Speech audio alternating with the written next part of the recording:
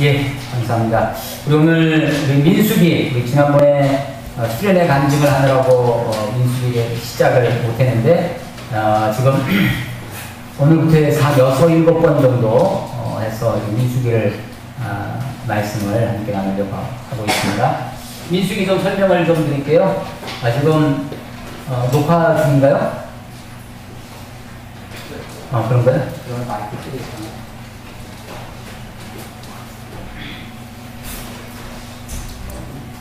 자, 우리 민수기의 설명을 좀 개관을 조금 하고 그 다음에 성경을 좀 읽겠습니다. 민수기라고 하는 것은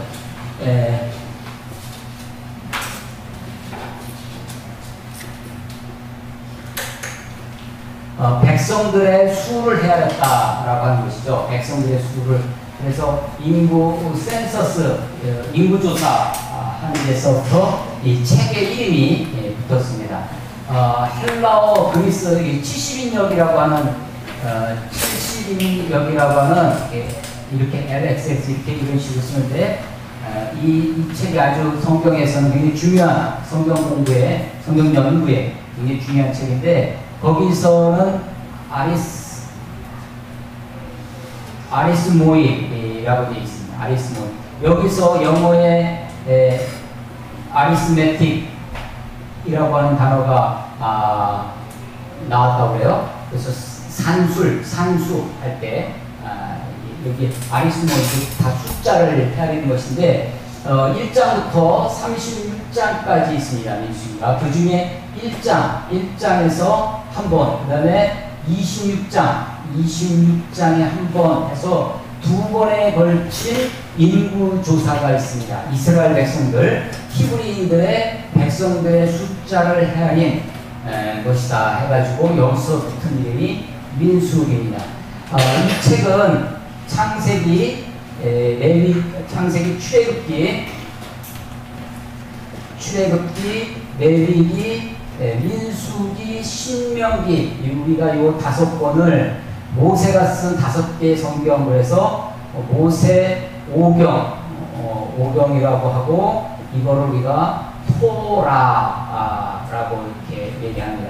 그 중에 4번째 책이 되는 거죠. 우리가 이게 좁은 의미에 아까 제가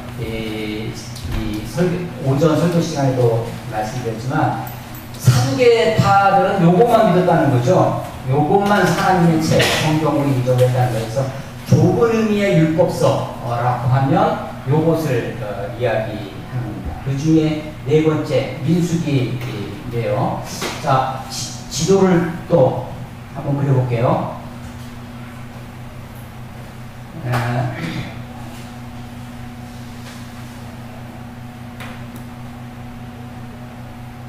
여기가 이제 지중해고요. 나일강이 있는 이집트, 이게 나일강이고, 이집트는 이제 여기 밑에 삼각주, 이게 퇴적물이 쌓여서 이렇게 되는 요 삼각주, 요 밑을 하이집트, 여기는 상이집트라고 이제 표현을 하는데, 여기 주위만 물이 있으니까, 햇볕이 있고 물이 있으니까 여기만 번창합니다. 여기만 생명력이 왕성하고 여기를 지나면 사하라 사막이에요. 세계에서 가장 큰 아프리카의 사막이 바로 왼쪽에 있죠. 그래서 여기만 생명이 왕성해서 사실은 생명과 죽음이, 여기는 사막, 죽음의 땅이에요. 여기는 생명이 아주 곡창지대예요. 그래서 4대 문명이 중에 하나가 이집트 문명이 여기서 나오잖아요. 그래서 생명과 죽음이 왕성한 곳이 이것입니다. 근데 이 생명과 죽음을 주관하는 것이 누구였냐면 태양이라고 생각했어요. 태양이 죽음을 가져옵니다. 태양이 물과 만나서 생명을 가져와요. 그래서 생명과 죽음을 나누는 신이 태양의 신, 그게 이제 파라오라는 거죠. 파라오. 그래서 그 바로를 그렇게 부르는 거죠. 태양의 아들 바로가 바로 그 뜻이에요. 파라오가 여기에 고센이라고 하는 지역이 있었는데 창세기 10장에 가면 이스라엘 백성들이 전부 다 여기 와서 정착을 합니다. 요셉이 아브라함, 이삭, 야곱의 11번째 아들이 애굽의 이집트의 총리가 되죠. 총리가 돼서 가나안에 있던 야곱의 가족들이 전부 다 여기에 와서 살아요. 여기 이제 갈릴리 호수가 있고 요단강을 지나서 사해가 이렇게 있는데, 원래는 이게 이 땅이 이어져 있습니다. 이 땅이. 근데 지금은 가서 보면 여기 지중해, 여기가 이제 이거 홍해고요. 홍해고 밑으로 내려오면 여기가 이제 인도양이 되는 거죠. 인도. 여기 보면 이제 아라비아 반도 이렇게 있고 인도가 이렇게 있어서 여기 인도양, 여기 밑에 가면 마다가스카르라고 하는 큰 세계에서, 호주도 사실 섬인데 호주는 대륙이라고 그러잖아요. 호주를 기준으로 해서 호주보다 크면 대륙이라고 그러고 호주보다 작으면 섬이라고 하는데, 호주 빼고 마다가스카르 제일 큰 섬이 여기 있죠. 그래서 여기 이게 아프리카 땅인데 이 유럽에 있는 영국이라든지 스페인이라든지 덴마크 이런 사람들이 배를 타고 항해할 때 맨날 여기 아프리카 밑에 희망봉을 건너서 이렇게 돌아왔거든요. 돌아다니고. 처음에는 이것도 못 돌아다녔어요. 그러다가 다시 집안에 항해사 가면 나왔죠. 레오나르도 다빈치처럼 다시 집안에 바스코 다가마가 이제 여기 아프리카를 넘어서 인도양으로 이 항로를 개초해요. 그 전에는 아프리카 맨 끝에 있는 그 희망봉이라고 하는 그 희망봉이 사실 절망의 곳이라는 것은 이게 이렇게 절벽 같은 곳이라고 하잖아요. 그러니까 거기를 지나가면 배가 못 들어왔어요. 다 휴머라고 하니까 절망적인 바스코다마가 그곳을 넘어서 인도양을 오면서 그 이름을 바꿨죠. 희망봉이라고. 희망. 이제 이렇게 돌아다니니까 얼마나 힘들어요. 그러니까 영국 사람들이 여기서 땅을 팠습니다. 땅을 파서 운하를 만들어서 지중해를 거쳐서 곧바로 인도양을 올 수 있게끔 백길을 만들었는데, 이게 수에즈 운하죠. 그래서 2차 세계대전 끝날 때까지 영국이 지배하고 있다가 이집트에 반환하고, 지금도 가보면 수에즈 운하를 이렇게 볼 수 있는데, 배가 다니죠. 배가 다니니까 이집트에서 여기 이스라엘 가려면 배를 타고 건너갑니다.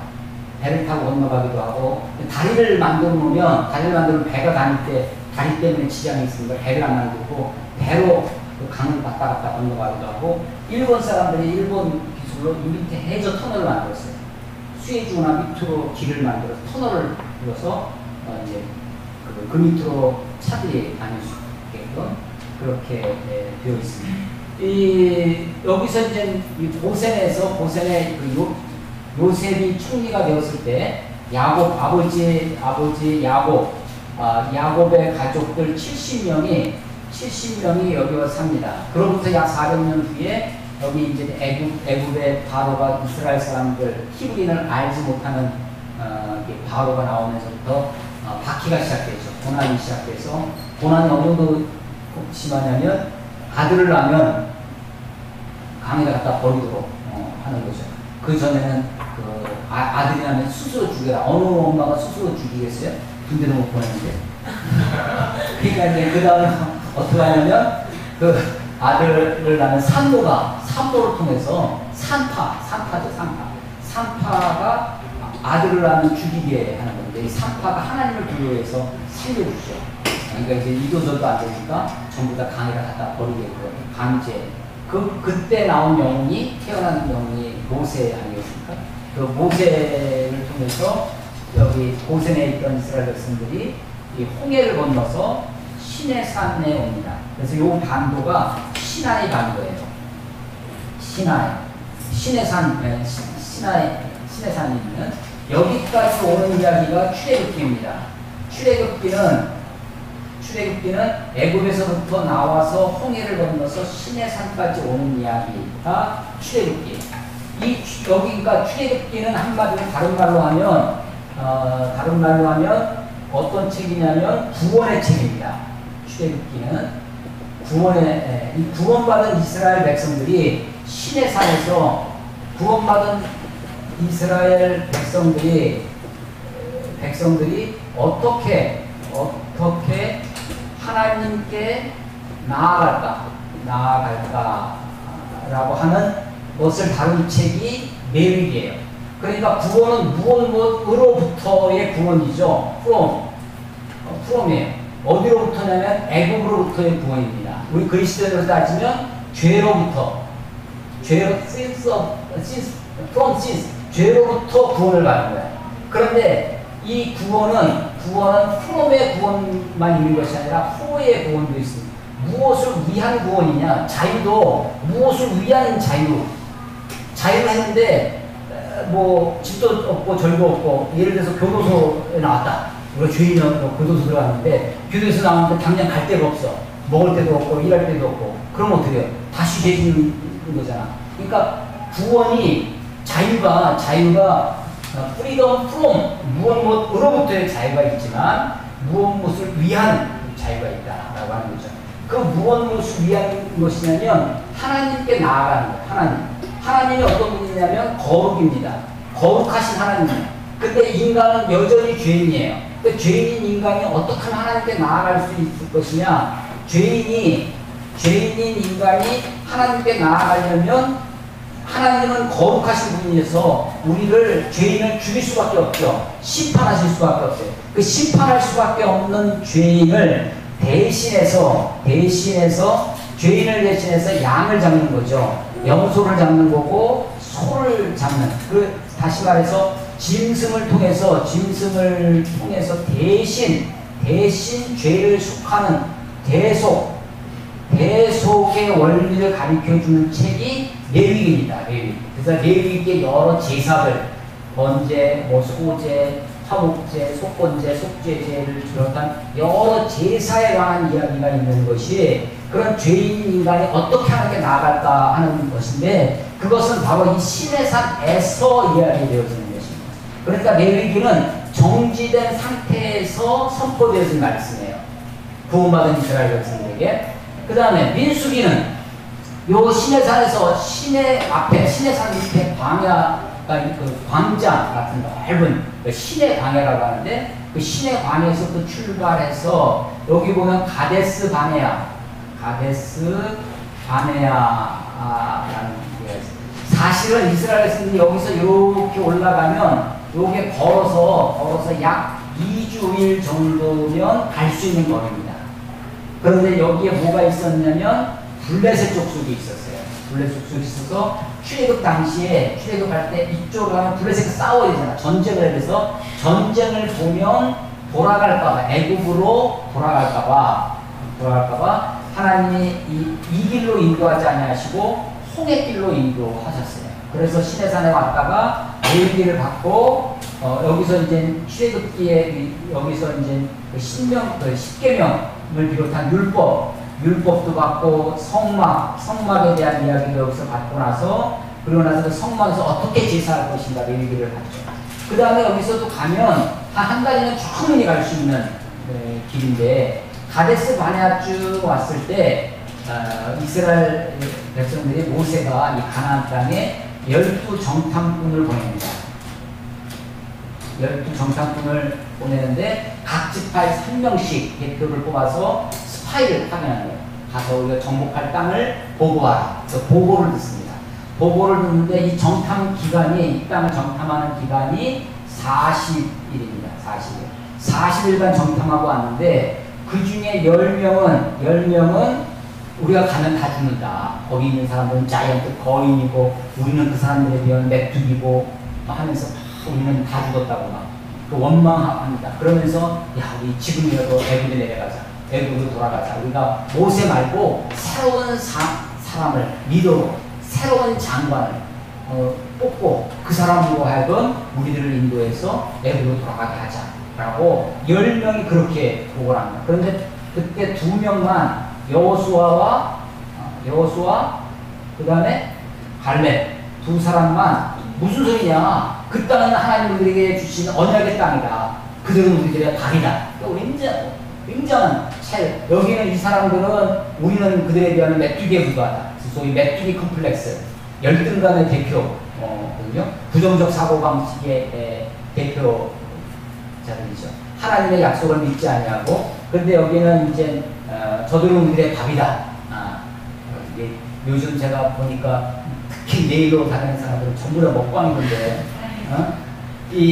그들은 우리들의 밥이다 라고 얘기하면서 이렇게 가는 사람들이 있었습니다. 그런데 하나님이 요 10명의 부정적인 보고를 듣고 이스라엘 백성들이 어떻게 하냐면 이 사람들의 말에 부활해도합니다. 그래서 아이고 이제 다 죽었구나 하고 막 계속 통곡하고 울고 그래서 이 사람들의 보고뿐만 아니라 이 보고를 듣고 이스라엘 회중의 반응을 보고 하나님이 대노하시죠. 그래서 내가 이들을 다 죽이고 모세 너를 하기 새로운 민족을 시작하겠다고 하는데 모세가 중보기도 하고 그를 용서하고 그래서 내가 너희들을 용서해 주지만 하나님의 용서가 그래요. 하나님의 용서가 모든 걸 어쨌든 일로 하자 이런 게 아닙니다. 우리들이 잘못하면 하나님을 용서해 주시지만 용서하고 받아주시지만 반드시 그것에 대한 보상은 있습니다. 물론 우리들의 죄과에 비해서 헐등이 낮게 우리에게 처벌하시죠. 만약에 내 죄대로 나를 평가하시면 나는 살아남을 수가 없는데 하나님의 은혜로 살고 있는데 자 보세요. 40일 동안 정탐한 것을 이 하루를 1년씩 계산을 해서 40년간 이 광야에서 이 시나이란도 이 광야에서 방황하게 됩니다. 방황을 하다가 여기 보면 요단강이 동편에 여기가 요단강 동편이고요. 요단 동편이 고지대예요. 그래서 여기가 이제 여기 모압 땅인데 모압 평지라고도 하고 그리고 여기가 이제 산이 하나 있었는데 그게 느보산이라고 합니다. 느보산. 그래서 요단 동편이라고도 하고 모압 평지라고도 하고 평지는 고지는 고지지만 위로 올라가면 평지가 돼서 평지라고 얘기해요. 모압 평지. 그 위로 올라간 산 중에 하나가 느보산인데 여기까지 오는 이야기가 민수기예요. 민수기. 그러니까 민수기는 다시 말로 하면 이 광야에서의 방황의 이야기입니다. 방황의 이야기. 우리가 구원받은 것으로 전부가 아닙니다.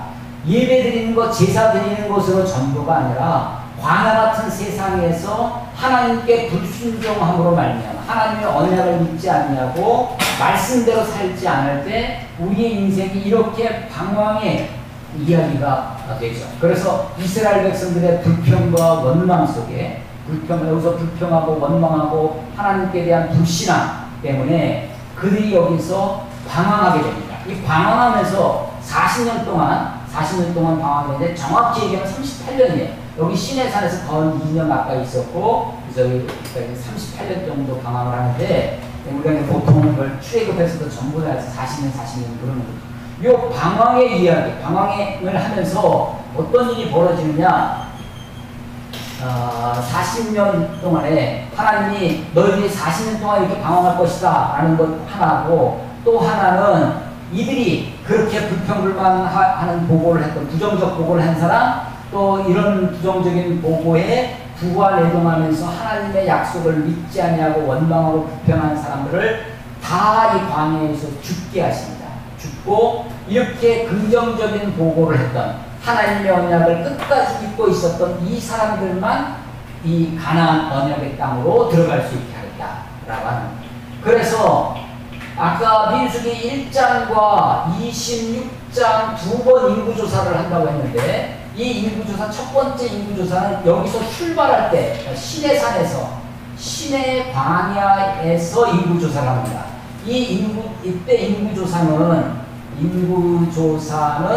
20세 이상 남자들만 군대 갈 수 있는 사람들 전쟁터에 나갈 수 있는 사람들만 헤아린 거예요.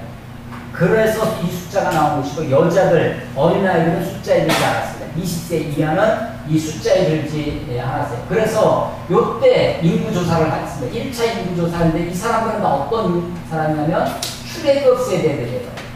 출애굽 세대들인데 이 광야에서 40년, 38년 광야에서 방황하는 사이에 이 사람들이 다 죽습니다.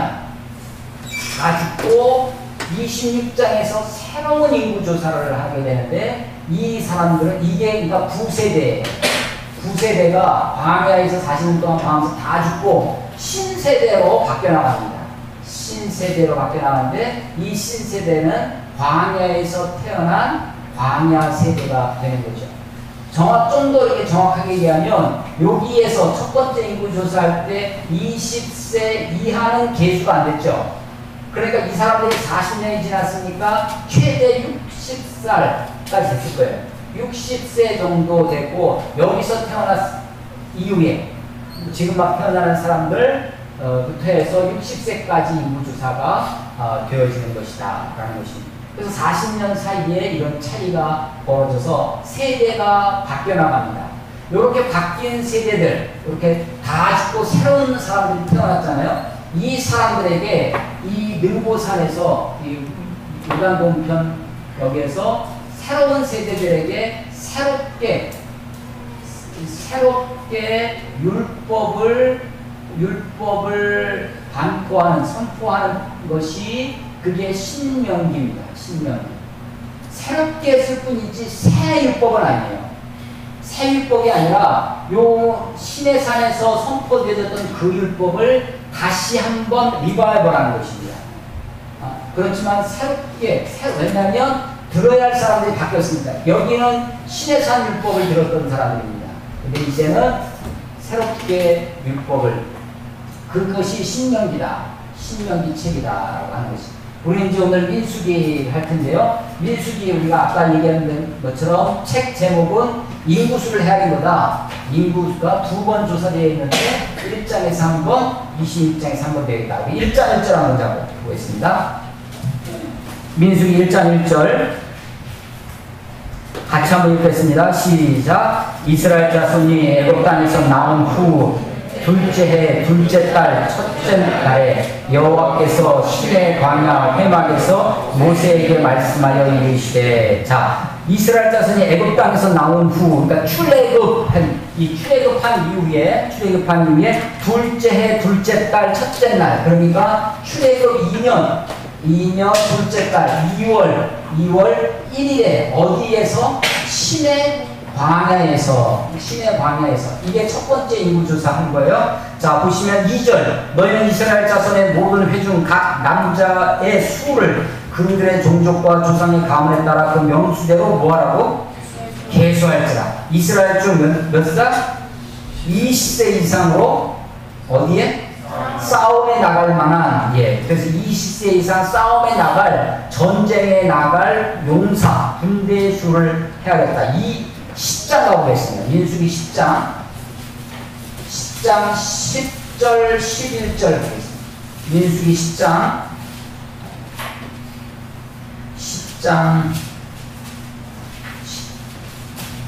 10절 11절 봅니다. 11절 10장 11절 같이 한번 읽겠습니다. 시작. 둘째 해 둘째 달 스무날에 구름이 증거의 성막에서 떠오르네. 12절 이스라엘 자손이 시내 광야에서 출발하여. 자, 보시면, 자, 둘째 해 10장 11절 12절에 보면 둘째 제 출애굽 2년 둘째 달 2월이죠. 그리고 20일 스무날 20일, 그러면 며칠 걸리면 20일 사이가 되는 거죠. 요 민수기 10장 11절 12절 이때 구름이 떠오르니까 이스라엘 백성들이 출발합니다. 어디에서? 시내 광야에서 출발하는 거예요. 요 20일간의 이야기가 1일에서 20일이니까 20일간의 이야기가 10장까지 이야기예요. 그래서 1장 1절부터 10장 10절까지는 출발 준비입니다. 출발 준비한 것이고, 10장 11절부터 25장 끝까지는 이 광야에서 방황하는 이야기예요. 방황하는 이야기고, 26장부터 마지막 36장까지는 이제 이 느보산 모압 평지에 도착해서 거기에서부터 마지막까지 이제 도착해서 그동안의 일들을 정리하고 애굽 땅, 이제 이 가나안 땅으로 들어갈 준비를 하는 그런 이야기다. 26장 가보겠습니다. 26장 26장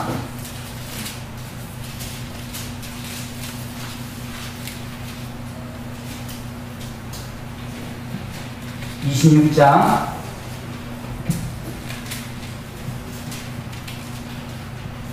2절 보겠습니다. 2절 3절 같이 읽겠습니다. 2절 3절 시작. 이스라엘 자손의 온 회중의 총수를 그들의 조상의 가문을 따라 조사하되 이스라엘 중에 20세 이상으로 능히 전쟁에 나갈 만한 모든 자를 계수하라 하시니 모세와 제사장 엘라자의 여리고 맞은편 요단과 모압 평지에서 그들에게 전하기를 요단 맞은편, 여리고 맞은편, 요단강가 모압 평지에서 지금 평지에 도착해서 이 모압 평지가 여기에요.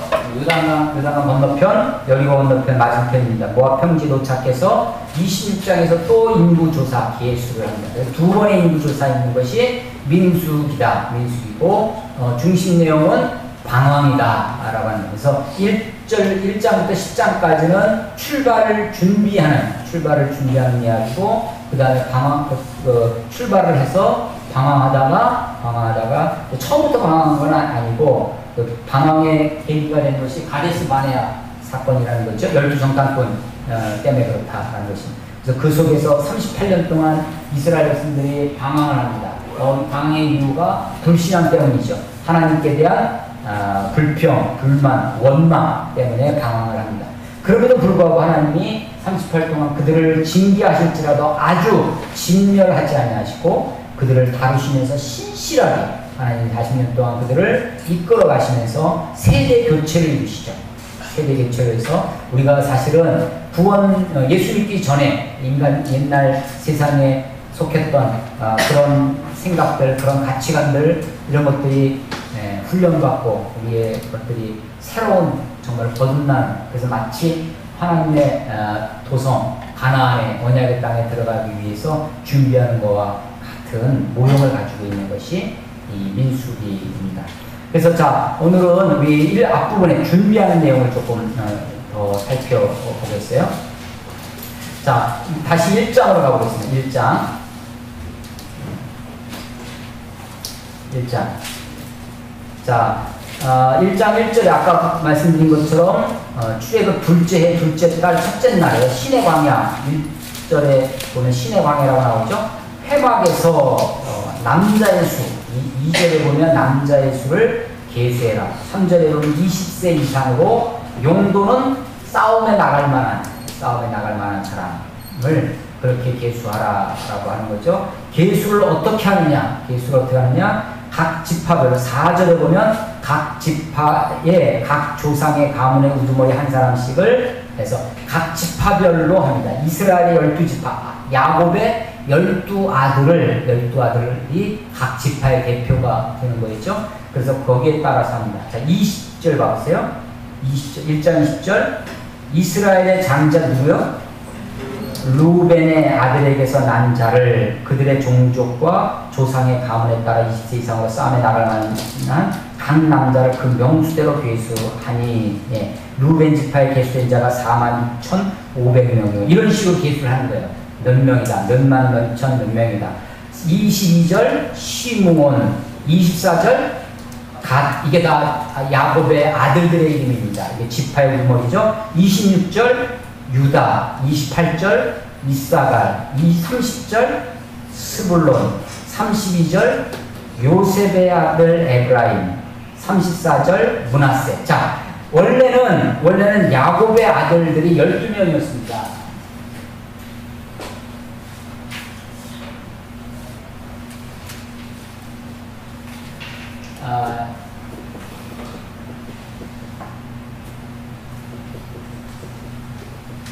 야곱의 아들이 12명이었는데 11번째 아들 요셉이 아주 출중한 인물이 되죠. 나중에 애굽의 총리가 되어서 이게 실질적 장자의 역할을 합니다. 원래 육신의 장자는 야곱의 육신의 장자는 우리 아까 저기 몇 절에 있었죠? 20절에 이스라엘의 장자 루벤입니다. 루벤이었는데 영적인 장자는 누가 되냐면 유다가 됩니다. 유다. 네 번째 아들이죠. 창세기를 읽다 보면 야곱이 유다가 어떤 역할을 하는지, 유다의 이름의 뜻은 찬송하다, 찬송이라는 뜻이거든요. 유다라는 이름을 굉장히 우리 지금도 사람들 이름에 찬자 많이 쓰잖아요. 찬양하다 뭐 이런 뜻으로 찬자를 많이 쓰는데 그래서 그 유다라는 이름을 굉장히 많이 썼습니다. 영어가 배너 있죠. 그 배너의 주인공도 그 배너 유다예요. 배너 주다. 근데 이제 가롯 유다가 나오는 바람에 그 이후에 이제 유다라는 이름을 많이 안 쓰는 거죠. 가롯 유다 때문에. 우리가 김일성이 나오는 다음에 일성이라는 이름 안 쓰잖아요. 뭐 정의 이런 거 안 쓰잖아요. 그런 것처럼 이제 그 옛날에는 굉장히 많이 썼던 이름 중에 하나가 유다입니다. 유다 지파 다윗의 자손, 유다 지파 다윗의 예수님의 메시아 라인이 이렇게 오죠. 그런데 실질적으로 그때 당시에 야곱의 아까 70명이 전부 다 애굽에 내려갔다고 했는데 이 가족을 먹여 살린 사람이 누구냐면 요셉이죠. 요셉 한 사람이 온 가족을 다 먹여 살리고 살아갈 터전도 마련하고, 그래서 실질적으로 장자 역할을 합니다. 우리도 옛날에는요, 막 10명씩, 12명씩 자식을 낳잖아요. 그러면 부모들이 옛날 분들 어떻게 12명을 다 먹여 살렸냐면 교육도 몰빵이에요. 완전 투자죠. 집중. 맏아들만 공부를 시켜요. 맏아들만 그리고 집안의 모든 재산을 맏아들한테 다 유산도 다 몰아줍니다. 그리고 맏아들이 나머지 형제들을 다 먹여 살리고 거둬주게끔 하는 거죠. 그걸 쪼개서 주면 이게 아무것도 안 돼. 그러니까 쪼개주지 않고 몰아서 주는 것이 이게 이제 우리나라의 근대화의 그 경제 개발에 굉장히 그 아주 효과적인 방법 중에 하나였습니다.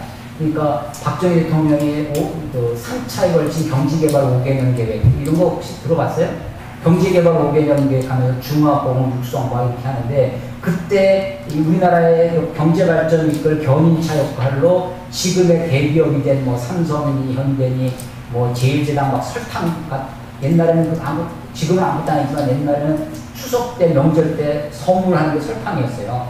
설탕을 추석 선물로 이렇게 했다고. 그 정도로 이게 독과점이고 완전히 독점이지. 그런데 그 독점 특혜를 주면서 기업을 키우고 그 돈이 생겨야 소위 그 규모의 경제가 생기는 거죠. 그렇게 해서 했던 것처럼 고대에도 이런 흔적이 있습니다. 그 중에 하나가 유산을 상속을 해도 장자는요, 우리는 지금 얼마 전까지만 해도 민법에 남아 있었어요. 그런데 이제 최근에 민법이 개정돼서 다 동일하게 되고, 지금 뭐 아들, 딸 낳아도 뭐 한 명, 두 명 나니까 의미도 없어지고, 그래서 이제 다, 옛날에는 상속을 하면요, 부인, 아내하고, 아내 몫이 많았습니다. 그리고, 이 장자 몫이 좀 많았어요. 민법에서 상속을 해도. 지금은 다 똑같습니다. 근데 이 옛날에 히브리인들도 장자는 다른 아들에 비해서 두 몫을 받는 거예요. 두 몫을. 그래서 요셉의 아들이 두 아들이 있었는데, 하나가 에브라임입니다. 에브라임. 그리고 또 하나가 므낫세예요. 그러니까 엄격히 따지면 다른 형제들, 지파들과 에브라임과 므낫세 학력이 달라집니다. 삼촌들. 근데 에브라임과 므낫세를 똑같이 야곱이 자기 아들 취급해줍니다. 학력을 높여준 거예요. 그러니까 특별 승진이 된 거지. 그래서 이 에브라임이 야곱의 손자인데 아들처럼 돼요. 아들처럼. 그래서 두 몫을 받습니다. 두 몫을 받아요. 그런데 문제가 이렇게 하나가 두 개 됐으면 13이 되잖아요. 13이 돼야 되는데, 이 중에 세 번째 아들이 누구냐면 레위입니다. 레위 지파가 물론 있죠. 레위 지파가 물론 있지만, 이 사람들은 실질적으로 나중에 상속도, 땅도 기업으로 이제 여호수아가 땅을 정복한 다음에 분배를 받고 하는데, 레위 지파는 빠집니다. 레위 지파는 이 12지파에서 빠져. 그러니까 한 지파가 빠지고 한 지파가 두 지파로 늘어나고 해서 결과는 12지파가 다 되는 거예요. 12지파. 자, 그래서 이 32절 보시면 요셉의 아들 에브라임, 34절 므낫세, 그 다음에 36절 베냐민, 38절 단의 아들들, 40절 아셀, 그 다음에 42절 납달리, 이렇게 해서 12지파의 20세 이상의 남자를 계수합니다. 계수된 총수가, 총계가, 합계가 46절에 나오죠. 60만 3,550명. 60만 3,550명이 됩니다. 2차 인구조사 26장에 있다고 했죠? 26장 한번 찾아볼까요? 인구가 어떻게 변하는지. 26장에 가보시면 26장 5절에 루벤 이렇게 시작을 해가지고 12절에 시므온, 15절에 갓, 19절에 유다, 이런 식으로 지파별로 동일하게 20세 이상 이렇게 인구조사가 되어집니다. 자, 그들의 총계가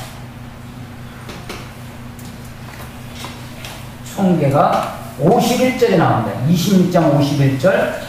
몇 명이 나와요? 60만 7,130명. 7,130명. 자, 아까는 60만 얼마였어요? 60만 3천. 그런데 여기는 60만 1730. 그러니까 인원이 감소됐다는 것을 알 수 있죠. 인구가 줄어들었어요. 40년 동안, 정확히 38년 동안 인구가 줄어듭니다. 인구가 줄어요. 자연 발생적으로 보면 인구는 어떻게 돼요? 인구는 늘어야죠. 인구를 과학적으로 설명한 아주 유명한 사람이 있어요. 누구죠? 멜더스 들어봤어요? 멜더스의 인구학. 거기에 보면 인구는 어떻게 는다고? 인구는 기하급수적으로 늘고 식량은 산술급수적으로, 식량은 산술급수적으로 늘고 인구는 기하급수적으로 느니까 갭이 생기잖아. 이게 이제 인구 문제의 아주 중요한 포인트죠. 인구는 늘어야 돼. 그런데 40년 지난 동안 인구가 줄었어요. 왜 그랬을까요? 뭘 알 수 있죠, 우리가 여기서? 광야 생활이 쉽지 않았다라는 것을 알 수 있어요.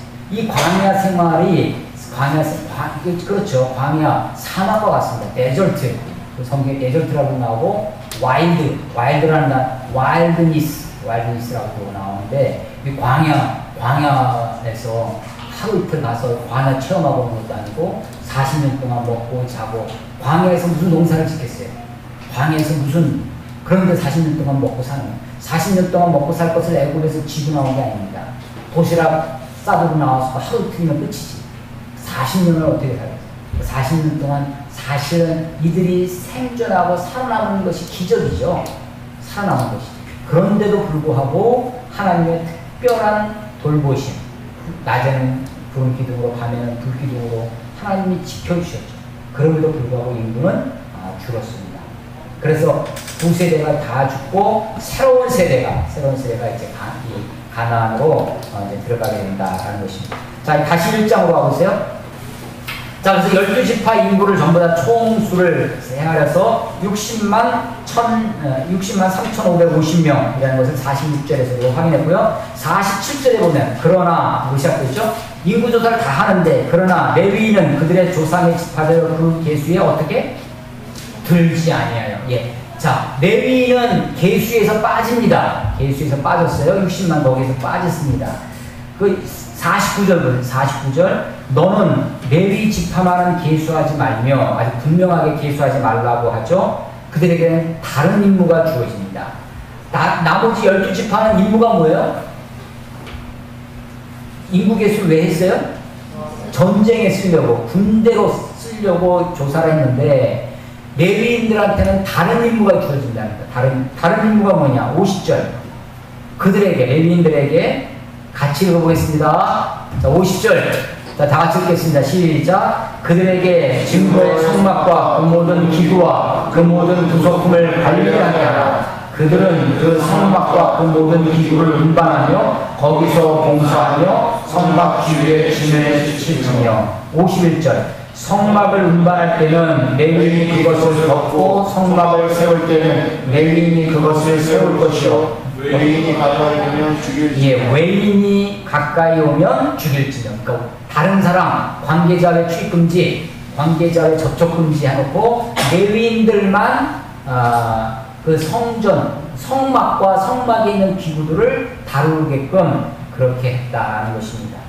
이것을 오늘날도 주장을 하면 어떻게 되겠어요? 예를 들어서 여기는 강대상 성전 제단이니까 안수받지 않은 사람 올라오지 못하게 한다. 여자들이 어디 감히 올라오냐 라고 하면 이런 구약식의 사고방식이죠. 어제도 결혼식을 가서 주례를 하는데 기도하시는 목사님이 이제 그 밑에 살고는 단이 조그맣게 하나 있어요. 거기서 기도하겠다고 하더라고. 그럴 거 없다고. 올라오시라고. 자기 밑에서 하겠다고. 왜 밑에서 하냐고. 저기 사실은 아는 목사님이거든요. 저는 개인적으로도 아는 목사님. 신랑이 다니는 교회 목사님인데 같은 침례교를 다니면서 옛날 같은 교회 때가 부목사였어요. 전도사님이셨어요. 근데 밑에서 하시겠다고 그러더라고. 그럴 거 없다고. 올라오시라고. 몇 번을 얘기했더니 그제서 올라오고. 아니 당신이랑 나랑 급이 다른 것도 아닌데 똑같은 급인데 뭐 저기 하시냐고. 아무튼 상관없으니까 올라와서 하나님 앞에 기도하는 것이고 신랑 신부를 위해서 축복하는 기도인데 근데 그걸 몇 번을 설명을 그러니까 이제 워낙에 이제 그렇게 훈련이 되고 교회에서 그렇게 익숙해라면 같이 어디 가는 목사님이랑 같이 놀아 그러면서 못 올라오는 거죠. 그런 일이 벌어집니다. 근데 이것은 구약의 모형인데 구약에 하나님 왜 그렇게 하셨는지 그걸 좀 생각해 볼 필요가 있습니다. 구약 시대에는 하나님의 어떤 거룩하심을 가르쳐줄 교육하시기 위해서 일부러 이것을 교육적 저는 이것을 표현하기를 교육적 극단 하나님 무엇인가 가르쳐 주시기 위해서 극단적인 방법을 쓰셨는데 그 중에 하나가 이런 거죠. 외인은 가까이 오지 못하게 하셨다. 그래서 레위인들은 빼고 나머지 12지파 용도가 다르기 때문에 목적이 다르기 때문에 싸움에 나갈 사람들과 그 다음에 성막을 지킬 사람들 이렇게 나눠서 구별했다라고 하는 것입니다. 자, 2장 가보겠습니다. 이 이스라엘 백성들이 그 남자만 헤아려서 20만 명, 60만 명 이상의 아주 큰 무리입니다. 큰 대군인데 이 대군들이 아무렇게나 있으면 오합지졸이에요. 근데 이것을 조직화하고 순서를 정하고 질서를 주면 군대가 되는 거죠. 이게 막 아무런 저기가 없으면 이게 아무리 사단병력이 있어도요 지휘 리더가 없으면 진짜 오합지졸입니다. 그런데 적은 수라도 조직화되어지고 체계화되어지면 큰 힘을 내는 거죠. 인구조사를 했어요. 1장에서 인구조사를 했는데 2장은 이 인구조사한 사람들을 어떻게 배치할 것인가 라고 하는 것입니다.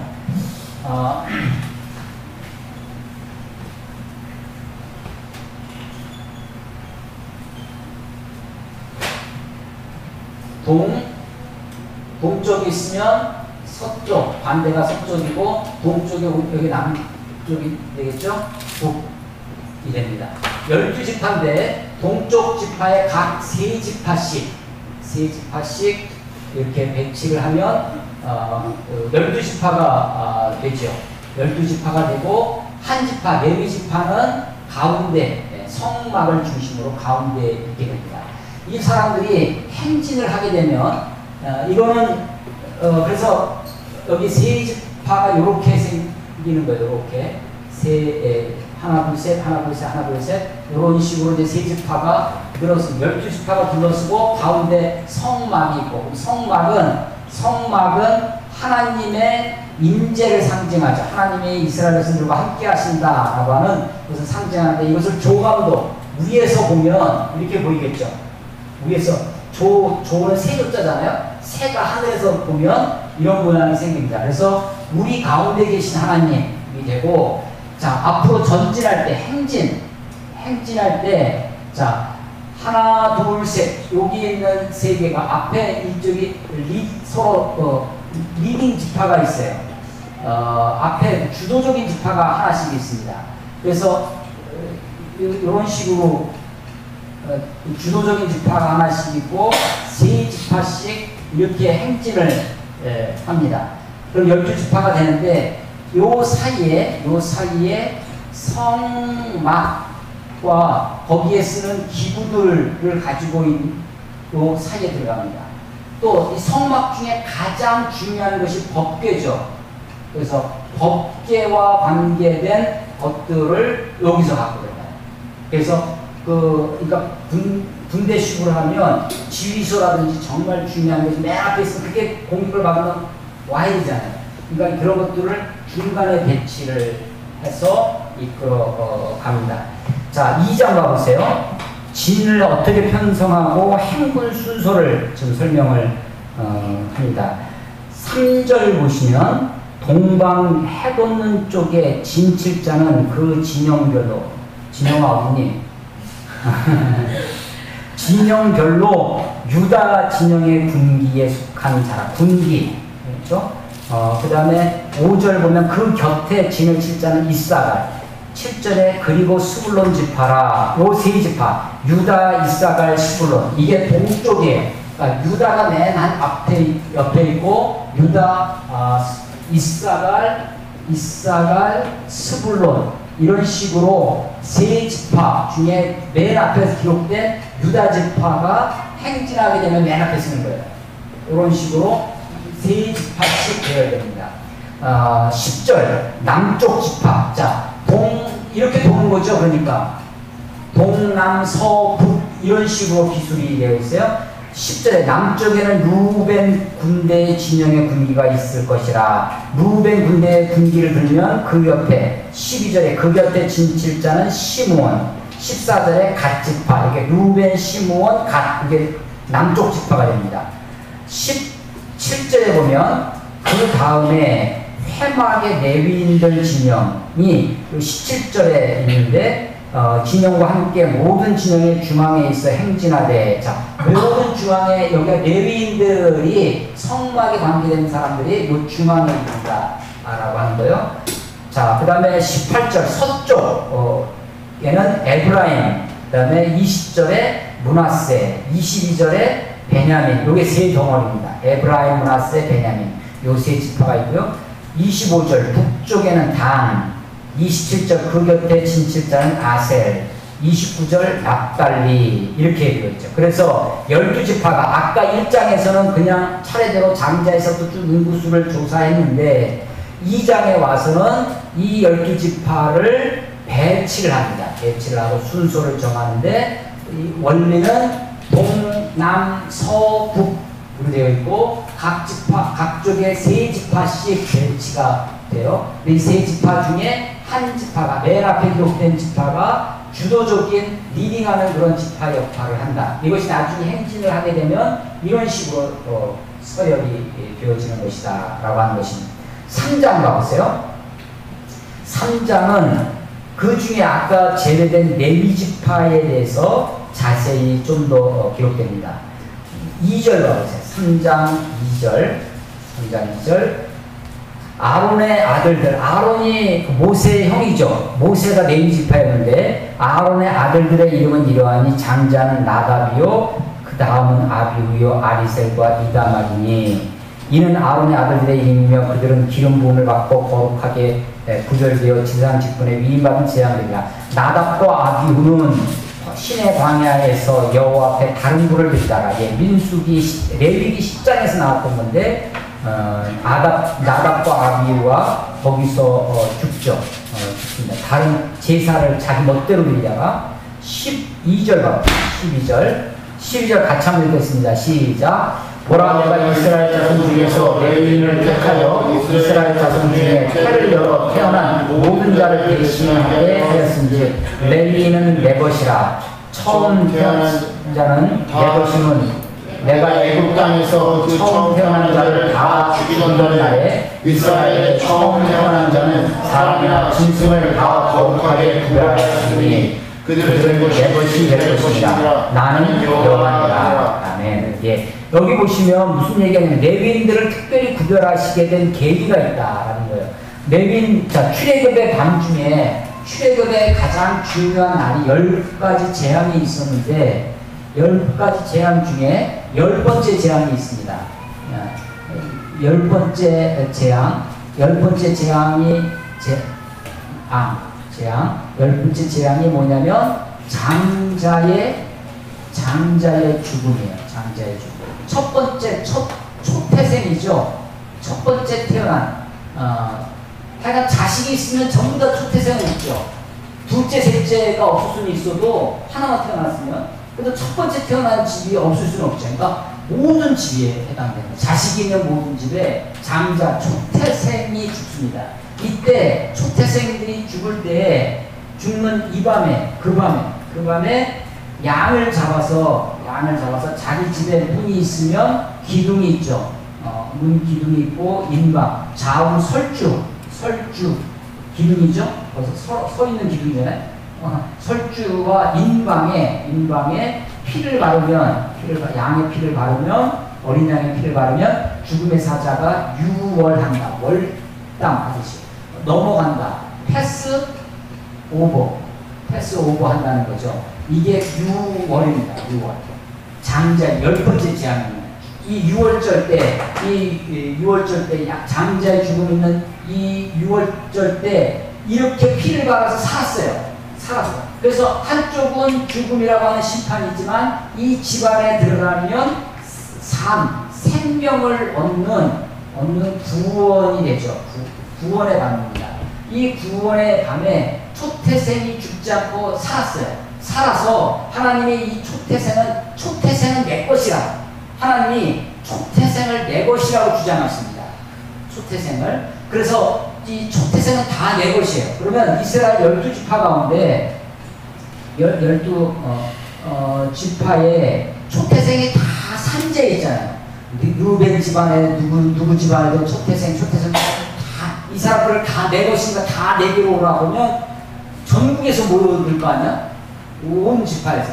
얘네들은 그야말로 오합지졸이죠. 서로 누가 누군지도 몰라. 그런데 하나님이 이 레위 전 이스라엘 사람들의 초태생을 대신해서 내가 레위인 아론의 자손들, 이 레위인들을 12지파 초태생들을 대신해서 내가 레위인들을 받겠다라는 거예요. 그래서 레위인들이 초태생을 대신해서 하나님께 드려졌어요. 그것을 보고 초태생은 내 것이다 라고 하셨던 주님이, 하나님이 이제 레위인은 내 것, 하나님의 것이다 라고 주장하십니다.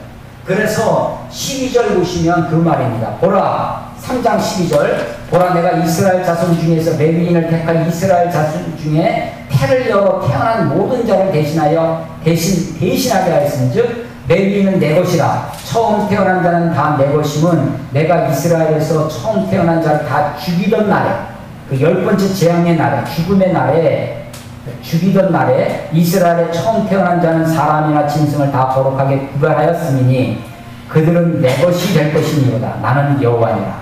하나님이 말씀하시는 거죠. 그래서 온 이스라엘 지파의 초태생을 대신해서 레위 집 한 지파를 택하면 그 지파에는 할아버지, 할머니, 자식 이게 다 이미 조직이 되어 있잖아.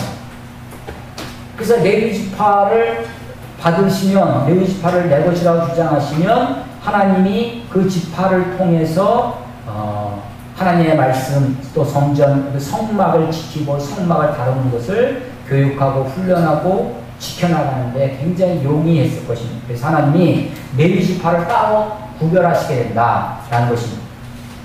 그리고 레위 지파는 좀 더 특별하게 인구조사를 해요. 그래서 13장 14절 여호와께서 어디에서? 신의 광야에서. 15절 몇 살 이상을 계수합니까? 1개월 이상. 예, 레위 지파는요 1개월 이상만 되면 다 인구조사를, 나중에 뒤에 가면 한 번 더 인구조사를 하는데 성막에서 실제로 봉사하는 사람의 일하는 레위인들은 30세 이상으로 합니다. 군대는 몇 살 이상? 20세 이상이었는데 레위인들 성막에서 일하는 사람은 30세 이상. 근데 기초조사는 한 달 이상 된 1개월 이상 된 남자들은 다 해야 됩니다. 레위의 아들들이 있는데 17절 보시면 레위 아들들이 게르손, 고핫, 무라리 세 자손이 나와요. 게르손과 고핫과 무라리가 나오게 됩니다. 25절 봐보세요. 게르손 자손이 회막에서 맡을 일은 성막과 장막과 그 덮개와 회막 장막문과, 그러니까 텐트와 텐트 기구를 만든 거예요. 그런데 29절 고핫 자손은요, 31절에는 그들이 맡을 것은, 고핫 자손이 맡을 것은 증거계, 법계와 상과 떡상입니다. 그다음에 등대 잔과 제단과 성소에 봉사하는 데 쓰는 기구들, 그 성전 안에 있는 그 기구들, 법계를 중심으로 한 물건들을 고핫 자손, 제일 중요한 거 맡은 거예요. 그 다음에 36절 무라리 자손은 성막의 널판, 성막 텐트를 그 칸막이를 하면 거기에 널판지가 들어가는데 그 널판들, 띠, 그 기둥과 그 받침, 이런 것이 무라리 족속이 관리하게 됩니다. 그래서 레위 자손은요, 레위 자손은 온 지파의 초태생을 대신해서 레위 지파를 받으시는 것이고, 레위 지파는 기본적으로 한 달 이상 된 남자를 받으시고, 레위 지파는 다시 세 그 족속에 따라서 무라리와 게르손은 주로 성막에 관계된 것들을, 또 고핫 자손은 법궤와 그 주변 것들, 물건들을 다루는 그런 족속이 된다. 45절, 3장 45절 보겠습니다. 45절 다시 한번 읽겠습니다. 다 같이 45절 시작. 이스라엘 자손 중 모든 처음 태어난 자 대신에 레위인을 취하고 또 그들의 가축 대신에 레위인의 가축을 취하라. 레위인은 내 것이라. 나는 여호와니라. 46절 한번 읽겠습니다. 이스라엘 자손의 처음 태어난 자와 레위인보다 273명이 더 많은 속전으로. 그래서 이 인구 수를 재다 보니까 초태생하고 레위인 숫자가 안 맞았어요. 그래서 더 많아서 그걸 대신에 속전으로 내고 처음 시작을 해서 하나님 계산을 그렇게 하셨습니다. 49절 보면 모세가 레위인으로 대속한 이외의 사람에게서 속전을 받았으니, 그렇게 해서 속전을 받아서 인구수가 초태생 수와 레위인이 안 맞으니까 그거를 속전으로 대신했다라고 하는 겁니다. 자, 오늘 민수기 전체 개관을 좀 했고요. 처음에 인구조사와 행진, 이 대열, 진영을 형성하는 그런 이야기, 또 레위지파가 빠지게 된 이유, 또 레위지파에 대한 특별한 임무, 이런 것에 대해서 같이 나누었습니다. 다음번에 우리 민수기 할 때는 4장부터 해가지고 10장, 아까 출발할 때 있죠? 10장 전까지 출발 준비를 어떻게 해나가는지, 이제 인구를 조사를 했는데 그 이스라엘 공동체 가운데 하나님 요구하시는 게 있어요. 그게 뭐냐면 거룩함, 성결함을 요구하시죠. 여행을 출발하기 전에, 우리는 여행 출발하기 전에 뭘 해야 될까요?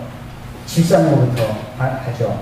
근데 하나님은 여행을 출발하기 전에 성결, 거룩함을 또 하나님께 드려진 헌신을 요구하십니다. 그리고 나서 출발을 하게 하죠. 그래서 이제 4장부터 뒷부분에는 주로 출발 앞에 둔 이스라엘 공동체의 성결, 공동체의 성결, 개인적 성결을 요구하십니다. 그리고 앞으로 이스라엘의 성결을 어떻게 이끌어 가실지, 하나님의 인도의 방법, 하나님의 이끄시는 방법을 설명하고 있는 부분입니다. 자, 아까도 말씀드린 것처럼 지난번에 창세기 출애굽기를 좀 오래 한 것 같아서 지난번에 레위기를 3회에 걸쳐서 했거든요.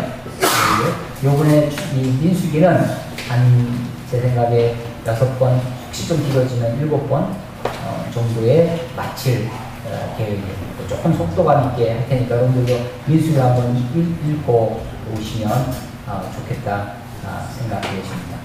혹시 질문 있으십니까? 질문. 진영아, 질문 없니?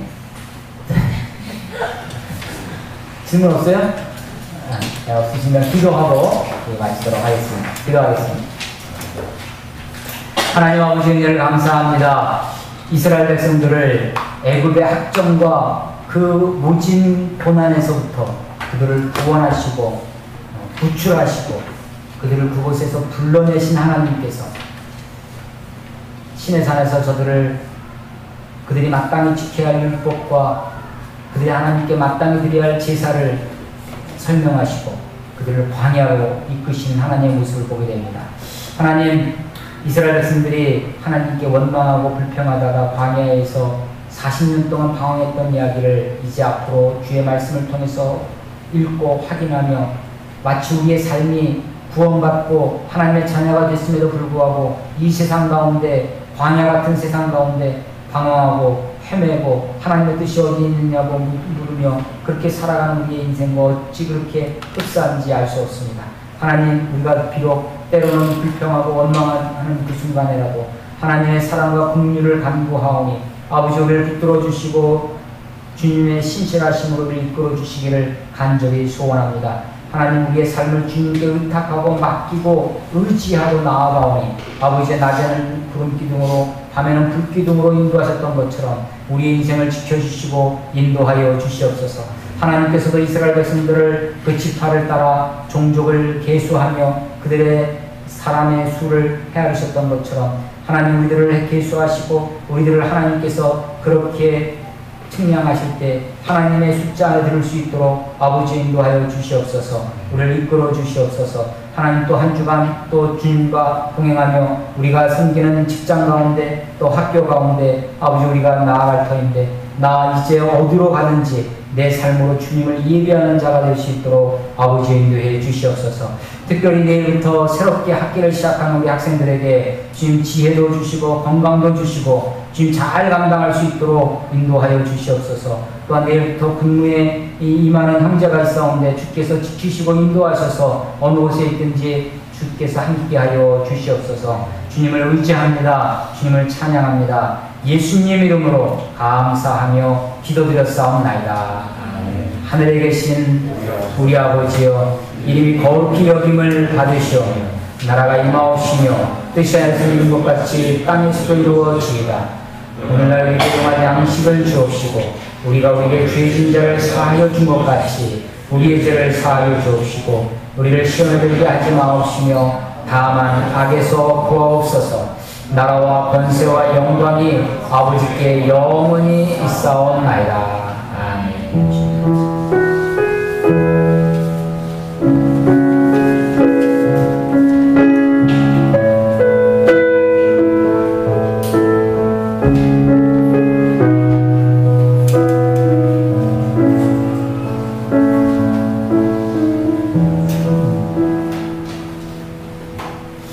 우리가 주일을 잘 보내려면 뭘 해야 될까요?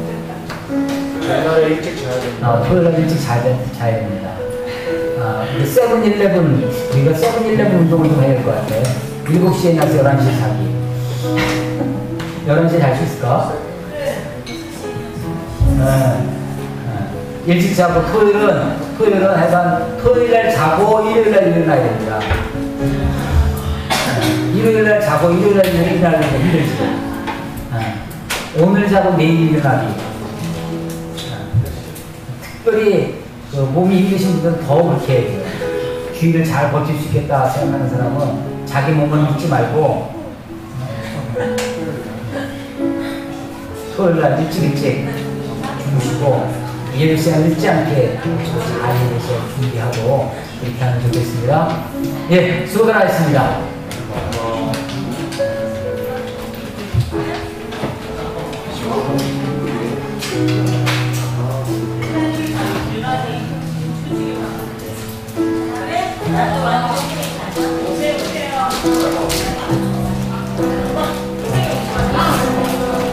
수정아, 니 지금 어떻게 옮길 거야?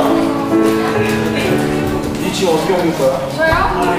이찬이랑 다솜연이랑 하는 거 도와주세요. 아니, 그러니까 몸으로 직접 네가 들고 나갈 거야? 네? 어떻게 할 거야?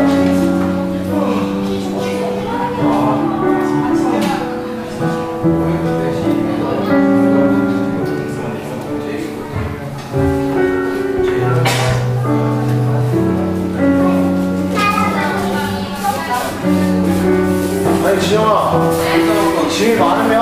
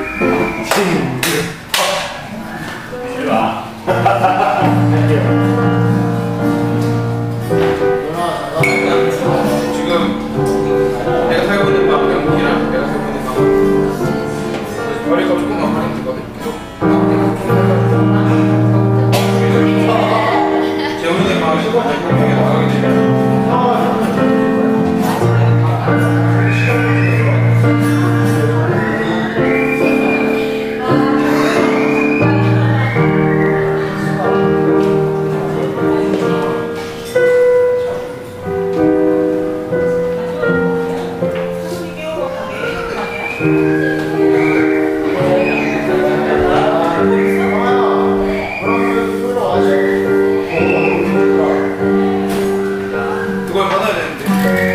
진짜로? 재밌을 거야. 원하게 한번더 같이.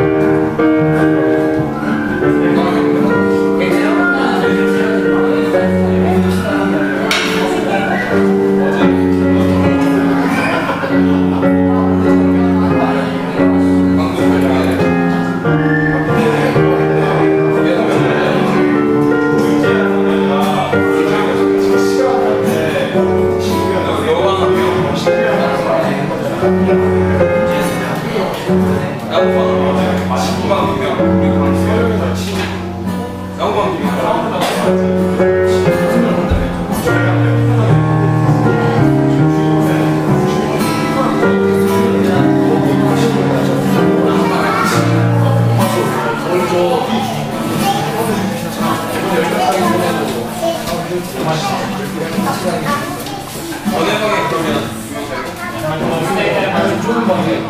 재훈이 방에 아예 조금 재훈이 방처럼 너네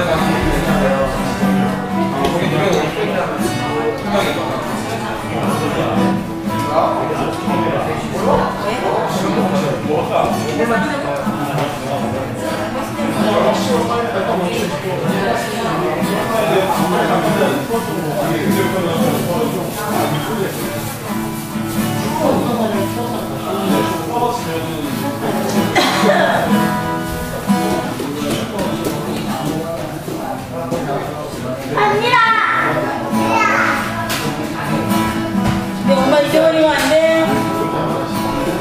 다시 찾을 거지 않는다.